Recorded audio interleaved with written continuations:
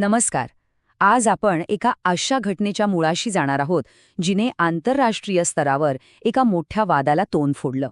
ही घटना आहे भारताचे पंतप्रधान आणि नॉर्वेच्या एका महिला पत्रकारादरम्यान झालेल्या एका छोट्याशा पण अत्यंत स्फोटक संवादाची. यातून मुत्सद्देगिरी आणि वृत्तपत्र स्वातंत्र्य ह्या दोन गोष्टी कशा एकमेकांसमोर उभ्या ठाकल्या हे आपण आज अगदी तटस्थपणे आणि पुराव्यांच्या आधारे उलगडून पाहणार आहोत. चला तर मग थेट या बहुचर्चित घटनेकडे वळूया. आता सुरुवातीला हा आकडा पहा, 43. हा आकडा या घटनेची ऐतिहासिक पार्श्वभूमी समजून घेण्यासाठी खूप महत्वाचा आहे. तब्बल 43 वर्षांनंतर एखाद्या भारतीय पंतप्रधानांनी नॉर्वेला भेट दिली होती. विचार करा, दोन्ही देशांमधले संबंध बळकट करण्याच्या दृष्टीने हा किती महत्वाचा आणि मोठा क्षण होता. पण दुर्दैवाने या ऐतिहासिक दौऱ्याची चर्चा एका वेगळ्याच वळणावर जाऊन पोचली. 18 मे रोजी नेमकं काय घडलं याची आपण थोडक्यात उजळणी करूया. सुरुवातीला सर्व काही अगदी ठरलेल्या प्रोटोकॉलनुसार आणि सुरळीत सुरू होतं. भारतीय पंतप्रधानांनी नॉर्वेचे पंतप्रधान जोनास गेहर स्टोर यांची भेट घेतली. त्यानंतर नेहमीप्रमाणे दोन्ही नेत्यांनी एक जॉईंट मीडिया स्टेटमेंट म्हणजे संयुक्त मीडिया निवेदन जारी केलं आणि त्यानंतरचा टप्पा होता तिथून प्रस्थान करण्याचा. मुत्सद्दी शिष्टाचारानुसार पत्रकारांना थेट प्रश्न विचारण्यासाठी वेळ दिला गेला नव्हता. इथपर्यंत सगळं काही सामान्य होतं, पण याच वेळी अचानक एक ठिणगी पडली. आणि ती ठिणगी होती या एका प्रश्नाची. कार्यक्रम संपवून पंतप्रधान मंचावरून खाली उतरत असताना नॉर्वेच्या हेले लिंग या महिला पत्रकाराने मोठ्याने हाक मारून थेट विचारलं, पंतप्रधान मोदी, तुम्ही जगातल्या सर्वात मुक्त पत्रकारांकडून काही प्रश्न का घेत नाही?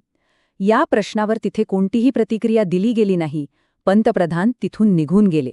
पण हा संपूर्ण प्रसंग कॅमेऱ्यात कैद झाला होता आणि बघता बघता हा व्हिडिओ इंटरनेटवर वाऱ्यासारखा पसरला. आता तुम्हाला प्रश्न पडला असेल की या पत्रकाराने सर्वात मुक्त पत्रकार असा शब्दप्रयोग का केला? तर त्यामागे एक भक्कम आकडेवारी आहे. जागतिक वृत्तपत्र स्वातंत्र्य निर्देशांकात म्हणजेच वर्ल्ड प्रेस फ्रीडम इंडेक्समध्ये नॉर्वे हा देश जगात पहिल्या क्रमांकावर आहे, तर दुसरीकडे भारत 157व्या क्रमांकावर आहे. योनिंग यांनी सोशल मीडियावर याच आकडेवारीचा संदर्भ देत म्हटलं की भारत या बाबतीत पॅलेस्टाईन, UAE आणि क्युबा यांसारख्या देशांच्या रांगेत आहे. आणि याच मुद्द्यावर बोट ठेवत त्यांनी प्रश्न न घेण्याच्या सरकारी भूमिकेवर थेट टीका केली. साहजिकच या आंतरराष्ट्रीय घटनेचे पडसाद भारतात उमटायला अजिबात वेळ लागला नाही. भारतातील विरोधी पक्षांनी हा मुद्दा लगेच उचलून धरला. काँग्रेसचे नेते राहुल गांधी यांनी हाच व्हिडिओ शेअर करत सरकारच्या पारदर्शकतेवर थेट निशाणा साधला. जर लपवण्यासारखं काहीच नसेल तर प्रश्नांना सामोरे जाण्याची भीती कशाला, असा खडा सवाल त्यांनी विचारला. एका साध्या सोशल मीडिया पोस्टमुळे भारताच्या जागतिक प्रतिमेवरून देशांतर्गत राजकारणात चांगलंच वादळ निर्माण झालं. या वाढत्या ऑनलाईन वादानंतर भारतीय अधिकाऱ्यांनी शांत न बसता एक अत्यंत थेट मुत्सद्दी पाऊल उचललं. त्यांनी नॉर्वेची राजधानी ओस्लोमध्ये एक अधिकृत पत्रकार परिषदेचं आयोजन केलं. आणि सर्वात आश्चर्याची गोष्ट म्हणजे त्यांनी पत्रकार हेले लिंग यांना ह्या परिषदेत उपस्थित राहून थेट प्रश्न विचारण्यासाठी विशेष आमंत्रण दिलं. हा वाद शमवण्यासाठी आणि प्रश्नांना थेट भिडण्यासाठी उचललेलं हे एक अधिकृत पाऊल होतं. आता आपण ओस्लोमध्ये झालेल्या या पत्रकार परिषदेकडे वळूया, जिथे प्रश्न आणि उत्तरे यांच्यात एक वेगळाच संघर्ष पाहायला मिळाला. या पत्रकार परिषदेत हेले लिंग यांनी कोणतीही आडकाठी न ठेवता अत्यंत थेट आणि आक्रमक प्रश्न विचारले. त्यांनी केवळ दोन देशांमधल्या संबंधांवर न थांबता भारतातील मानवाधिकारांच्या स्थितीवर आणि लोकशाहीतील उत्तरदायित्वावर थेट बोट ठेवलं. त्यांचे प्रश्न कोणत्याही औपचारिक शिष्टाचारापलीकडचे आणि थेट अधिकाऱ्यांना भिडणारे होते. आणि नेमकी इथेच संवादातली सर्वात मोठी तफावत आपल्याला स्पष्ट दिसून येते. एका बाजूला लिंग यांची मानवाधिकारांवरील अत्यंत विशिष्ट आणि थेट प्रश्न होते, तर दुसऱ्या बाजूला भारतीय अधिकारी CB जॉर्ज यांनी दिलेली उत्तरे ती कशी होती. त्यांनी 5000 वर्षांची प्राचीन संस्कृती, शून्याचा शोध, योगाचं महत्त्व आणि भारताने 150हून अधिक देशांना पुरवलेल्या कोविड लसी अशा अत्यंत व्यापक आणि ऐतिहासिक मुद्द्यांवर भर दिला. हा संवाद म्हणजे जणू दोन वेगवेगळ्या ट्रॅकवर धावणाऱ्या गाळ्यांसारखा होता. जेव्हा हे ऐतिहासिक दाखले दिले जात होते तेव्हा पत्रकार परिषदेत तणाव वाढू लागला. हेले लिंग यांनी अधिकाऱ्यांना मध्येच थांबवत वारंवार एकाच गोष्टीची मागणी केली, कृपया माझ्या प्रश्नाचं थेट उत्तर द्या. त्यांना भारताच्या इतिहासाऐवजी केवळ मानवाधिकारांच्या उल्लंघनावरील थेट आश्वासन हवं होतं. या सततच्या हस्तक्षेपामुळे तिथलं वातावरण चांगलंच तापलं. या हस्तक्षेपावर CB जॉर्ज यांनीही तितक्याच ठामपणे आपली भूमिका मांडली. त्यांनी स्पष्ट शब्दात सुनावलं, ही माझी प्रेस कॉन्फरन्स आहे आणि मी काही उत्तर देतो हे ऐकण्यासाठी तुम्ही थोडा धीर धरला पाहिजे.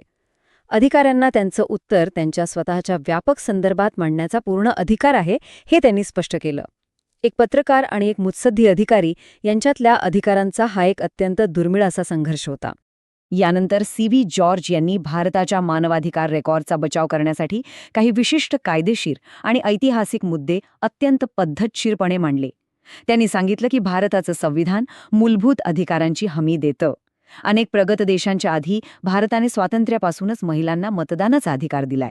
आणि सर्वात महत्त्वाचा मुद्दा त्यांनी मांडला तो हा की सरकार बदलण्यासाठी मतदान करण्याचा अधिकार हाच सर्वोत्तम मानवाधिकार आहे आणि तो भारतात अस्तित्वात आहे. भारतीय अधिकाऱ्यांच्या आक्रमक प्रतिवादात हा 200चा आकडा खूप महत्त्वाचा ठरला. CB जॉर्ज यांनी निदर्शनास आणून दिलं की परदेशी पत्रकार अनेकदा भारताची व्याप्ती न समजताच टीका करतात. त्यांनी सांगितलं की केवळ दिल्ली शहरातच इंग्रजी, हिंदी आणि इतर भाषांमधील किमान 200 न्यूज चॅनल्स आहेत. परदेशी पत्रकार अनेकदा इथल्या वास्तविक परिस्थितीकडे दुर्लक्ष करून केवळ काही ठराविक संस्थांच्या किंवा NGOच्या अपूर्ण अहवालांवर अवलंबून राहून आरोप करतात, असा पलटवार त्यांनी केला. या सर्व वैचारिक आणि शाब्दिक चकमकीचा शेवट मात्र अत्यंत नाट्यमय आणि अनपेक्षित होता. अधिकारी CB जॉर्ज आपली बाजू मांडत असतानाच हेले लिंग अचानक त्या पत्रकार परिषदेतून उठून बाहेर पडल्या. या एका कृतीतून या संवादातील अनुत्तरित अवस्था आणि दोन्ही बाजूंची निराशा स्पष्टपणे दिसून आली. हा संघर्ष तिथेच अचानकपणे थांबला खरा, पण त्याची चर्चा मात्र जगभर सुरू झाली. हे सगळं घडल्यानंतर साहजिकच एक प्रश्न निर्माण होतो, या वादाच्या केंद्रस्थानी असलेल्या हेले लिंग नेमक्या आहेत तरी कोण? त्यांच्याबद्दल आपण थोडी अधिकृत माहिती जाणून घेऊया. अफवांना बाजूला ठेवून फक्त वस्तुस्थिती पाहिली तर त्या 28 वर्षांच्या नॉर्वेजियन पत्रकार आणि राजकीय विश्लेषक आहेत. त्या सध्या नॉर्वेतील डाग्साविसेन या प्रमुख वृत्तपत्रासाठी काम करतात. याआधी त्यांनी नेटविसिन मध्ये अमेरिकेत परदेशी प्रतिनिधी म्हणून काम पाहिलंय आणि विशेष म्हणजे त्यांनी अमेरिकन राष्ट्राध्यक्षपदाच्या निवडणुकीचं कव्हरेजही केलंय. त्यामुळे त्यांच्याकडे एक भक्कम व्यावसायिक अनुभव आहे, हे नक्की. या घटनेनंतर इंटरनेटवर त्यांना मोठ्या प्रमाणावर ट्रोल करण्यात आलं. काहींनी तर त्या विदेशी गुप्तहेर असल्याचाही खळबळजनक आरोप केला. या सर्व आरोपांना त्यांनी अत्यंत थेट शब्दांत उत्तर दिलं. मी फक्त माझं काम करणारी एक पत्रकार आहे, मी कोणतेही परदेशी गुप्तहेर नाही. त्यांचे हे शब्द स्पष्ट करतात की त्या केवळ त्यांची पत्रकारितेची जबाबदारी पार पाडत होत्या. या संपूर्ण प्रकरणातून एक अत्यंत महत्त्वाचा आणि आपल्याला विचार करायला लावणारा प्रश्न उभा राहतो. मुक्त माध्यमांची अपेक्षा आणि एखाद्या देशाचा मुत्सद्दी शिष्टाचार यांच्यातील ही सीमारेषा नेमकी कुठे आखली गेली पाहिजे? जगभरात लोकशाही आणि उत्तरदायित्वाचे अर्थ कसे वेगवेगळे असू शकतात आणि दोन भिन्न दृष्टिकोन जेव्हा समोरासमोर येतात तेव्हा काय होतं, हे या घटनेने आपल्याला दाखवून दिलं. यावर आपण नक्कीच विचार करायला हवा. आजच्या या विश्लेषणात सहभागी झाल्याबद्दल खूप खूप धन्यवाद.